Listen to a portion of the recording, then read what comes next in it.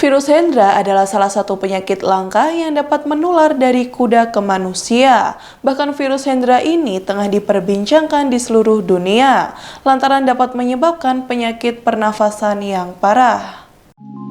Dikutip dari Tribunnews.com, virus Hendra pertama kali ditemukan pada tahun 1994 di pinggir Brisbane, Australia. Penyakit langka ini termasuk dalam spesies genus Henipavirus. Reservoir alami virus Hendra telah diidentifikasi sebagai flying fox atau kelelawar dari genus Pteropus. Virus Hendra ini ditularkan pada seseorang yang dekat dengan kuda yang terinfeksi. Seseorang yang terkena virus Hendra akan mengeluhkan beberapa tanda seperti sakit kepala hingga demam. Adapun gejala lainnya virus Hendra pada manusia diantaranya batuk kering, sakit tenggorokan, kesulitan bernafas,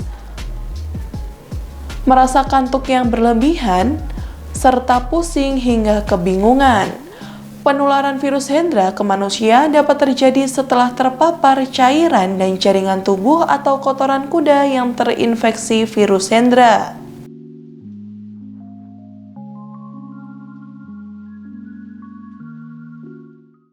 Demikian informasi kesehatan yang saya sampaikan dan sampai jumpa di kanal Tribun Head Official selanjutnya. Terima kasih sudah nonton. Jangan lupa like, subscribe, dan share ya.